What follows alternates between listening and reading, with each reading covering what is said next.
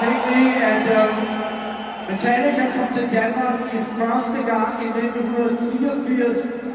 Vi indspillede 2 plader ude på Amager på Sweet Silence Studio, Ride the Lightning og Master Puppets.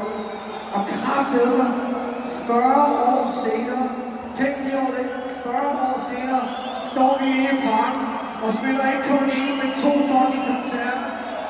Er det ikke fucking helt skørt, hva'?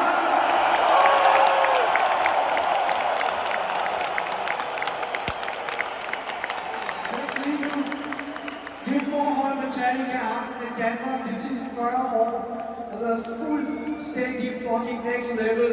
Jeg takker, resten af bandet takker, København, Danmark, jeg elsker jer, vi elsker jer. Tak for den fedeste.